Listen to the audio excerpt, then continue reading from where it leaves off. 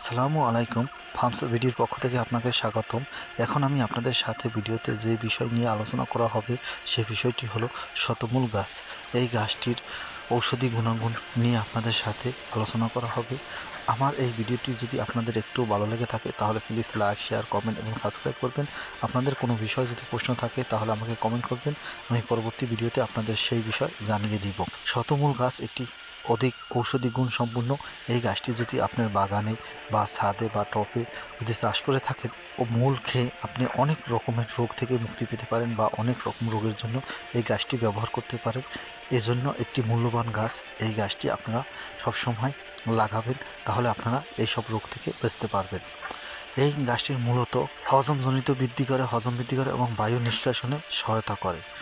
শতমূলে রয়েছে পটাশিয়াম এবং বেশ কিছু উপকারী খনিজ উপাদান যা রক্তচাপ নিয়ন্ত্রণে কাজ করে।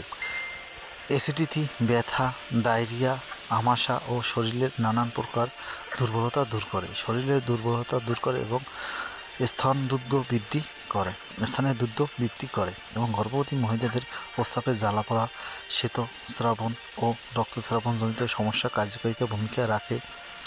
পুরানো পেটে ব্যথা, বদহজম ও পানি স্বল্পতা, অরুচি ও ক্লান্তি দূর করতে সহায়তা করে। এই গাছটি যদি আপনারা লাগিয়ে থাকেন তাহলে এই সব রোগ যদি হয়ে থাকে তাহলে এর মূল আপনি খেতে পারেন। এর মূল খাওয়ানোর জন্য আপনাদের 1 চা চামচ শতমূলের গুঁড়া করবেন এবং 1 কাপ দুধের সাথে মিশিয়ে সকালে বা রাতে সেবন করা উত্তম। তবে ডায়াবেটিস বা অন্য কোনো রোগের সমস্যার জন্য 1 চা চামচ শতমূলের গুঁড়া 1 গ্লাস পানিতে ভিজিয়ে রেখে সকালে বা রাতে পান করা যায়। এছাড়া শরীরের বা যৌন দুর্বলতা, মহিলাদের সাদা স্রাব সমস্যাজনিত 2 থেকে 3 গ্রাম পরিমাণ 1 কাপ গরম দুধের সাথে মধু মিশিয়ে দিনে 2 বার পান করলে উপকারিতা পাওয়া যায়।